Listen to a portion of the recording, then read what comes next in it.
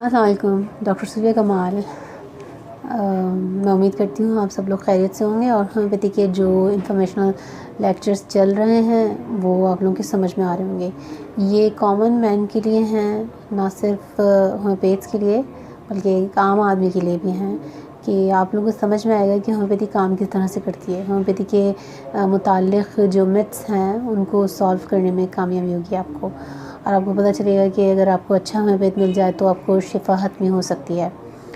तो जनाब इन तमाम तरह चीज़ों को समझने की कोशिश कीजिए ताकि इतना महंगे जो इलाज हुए हुए हैं या इतनी महंगाई में आपकी जेब पे इलाज करवाना कितना भारी पड़ रहा है। अगर आप इस चीज़ को समझ लें कि होम्योपैथी कैसे काम करती है तो मेरा ख़्याल है आप अपने घर में कोई ना कोई एक बंदे को होम्योपैथ बनाएंगे।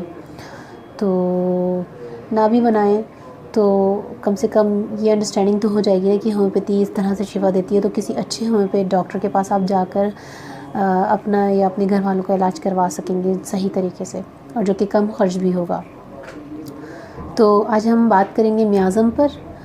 मियाज़म क्या होते हैं। स्टार्टिंग में जब हनीमैन रिसर्च कर रहे थे मेडिसिन्स पर तो उनके मुशाहिदे में ये बात आई कि कुछ केसेस हैं जो कि जल्दी ठीक हो जाते हैं, लेकिन कुछ केसेस ऐसे होते हैं कि उनको अगर ठीक करने की कोशिश की जाए तो उनको वक्ती आराम आता है लेकिन कंप्लीट क्योर नहीं होती। कुछ अर्से के बाद अलामतें पहले से ज़्यादा शिद्दत से पलट कर वापस आ जाती हैं।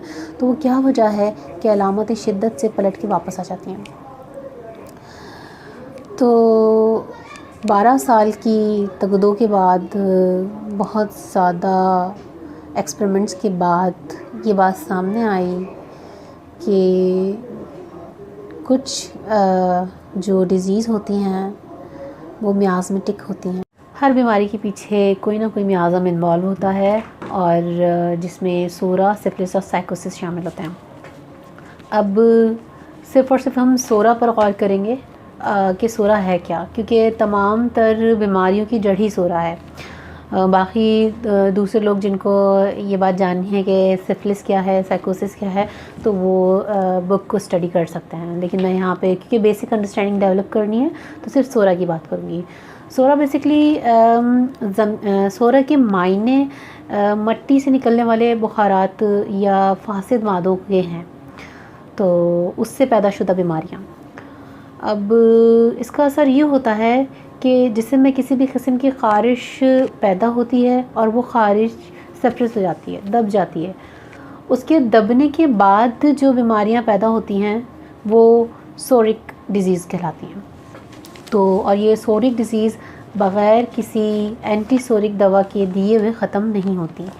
तो जनाब हनीमैन जब तजुर्बात कर रहे थे तो उसमें यही बात सामने आ रही थी कि जो वो मर्ज़ को क्योर कर रहे थे वो वक्ती तौर पर क्योर हो रहा था और फिर कुछ अरसे के बाद ज़्यादा शिद्दत से सामने आ रहा था।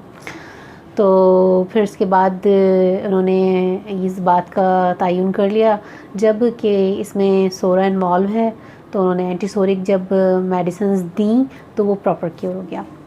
तो जनाब हमें जब भी किसी पेशेंट को देखना है हमें ये देखना है कि उसके पीछे कौन सा मियाज़म मौजूद है, और उसकी अगर अलामतें किसी मियाज़म पे पूरी उतर रही हैं तो वो कौन सी मेडिसिन के अंडर में आ रहा है।